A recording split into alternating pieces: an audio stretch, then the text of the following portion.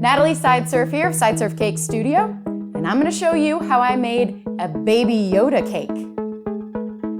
I don't know if you've noticed this, but Baby Yoda looks a lot like Gizmo.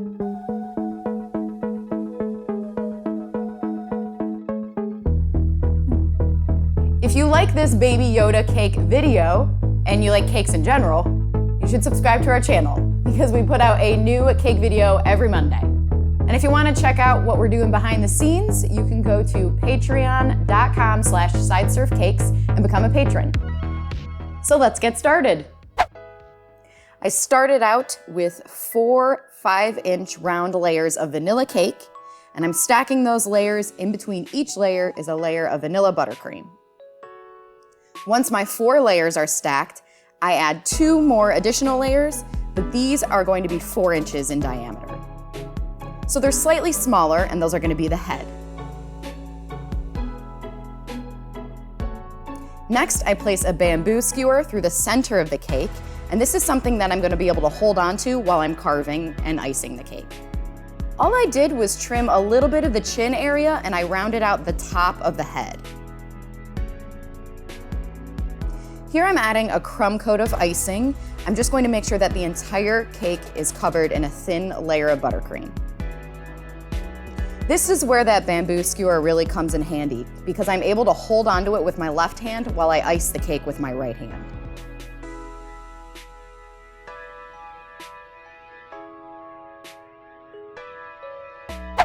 Next, you want to pop it in the fridge. You're going to take it back out, and we are going to cover it in a layer of modeling chocolate.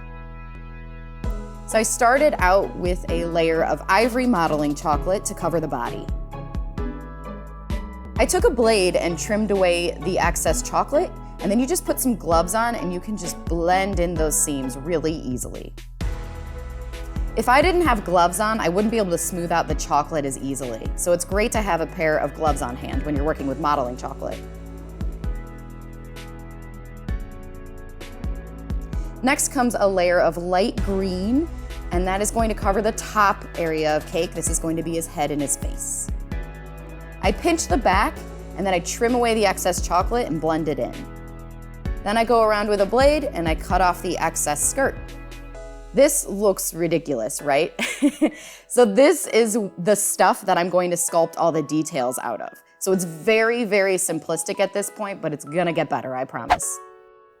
I placed a stencil of his face up to the cake, and I traced out where the eyes, the nose, and the mouth are gonna be.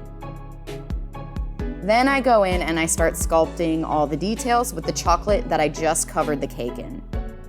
So he's got this little itty bitty nose. And before I get into the details, I wanna make sure that everything is where it needs to be. So the eyes are the right size, the nose is the right size, and the mouth is the right size. Then I can go in and really work out the details and all the little creases and wrinkles in his face.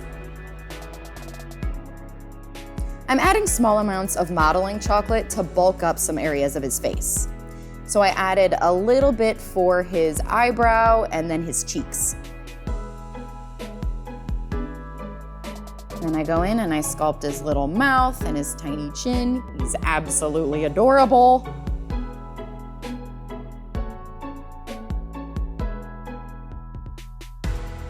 Then I map out the other side of his face. I needed to add a little bit more to his brow, right in the center. I have a bunch of reference photos pulled up on my computer that I'm constantly checking to make sure that my cake Baby Yoda looks just like Baby Yoda. Now that the cake is at room temperature and the chocolate has hardened a bit, I can take out that bamboo skewer and the cake will stand on its own. Then I take that bamboo skewer and I place it through his head from one side of his temple to the other. Now this bamboo skewer is going to hold up his ears. Then I take some modeling chocolate and I cover the skewer and I just shape the ear with chocolate.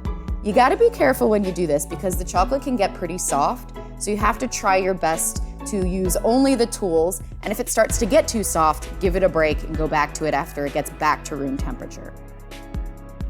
Modeling chocolate is amazing, but it does take time to get used to using. It's very temperature sensitive, so if it's too warm, it's really hard to sculpt. But if it's too cold, it's just as difficult because you can't blend seams. So you need to get it at room temperature, and it's perfect. Next, I took some of the chocolate out where the eyes were gonna be, and I flattened out that area. You can see here I hand painted some eyes with edible paper. Then I took a half circle of gelatin. I placed that gelatin over top of the edible paper, and that is going to be my eyeball. I opened the eye a little bit with a sculpting tool, and then I placed the gelatin eye into the cake. The eyes are completely edible, and it makes a really cool effect. These eyes almost look like they're glass. Then I take a little bit of extra modeling chocolate, and I close up the eye by adding an upper eyelid. You gotta be a little careful when you're doing this because it is gelatin, so you don't wanna touch it or poke it. You gotta be gentle. Next, I'm going to do the same thing for his other eye. I'm adding a gelatin to edible paper and placing it into the cake. Look how cute. I always love adding the eyes to things. If you want me to do a full tutorial on how to make these gelatin eyes, let me know in the comments below because I'd love to do one. But I wanna know if you want me to do one. And if you haven't yet, subscribe to our channel and hit the notification bell so that you know when we post new cake tutorials. Otherwise, you're never gonna see the gelatin eye tutorial. Come on. To sculpt his clothes, I just manipulated the chocolate that's already on the cake. So I didn't have to add any for this part. I'm just going in and I'm pushing the chocolate around to create a collar and some folds in the body. So for the sleeves, I did add a little ball of modeling chocolate. Because it's super small, it didn't need to be made out of cake. So I just sculpt that modeling chocolate into the shape of a sleeve, and then I add 2 green hands. I took a hard bristled brush and added some texture to areas of his clothes.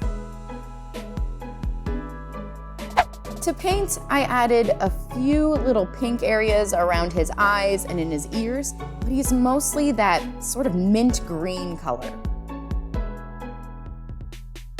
I tried to keep this simple because if the dark areas were too dark, it was gonna age him a bit, and he's just a baby. So I kept those colors nice and soft.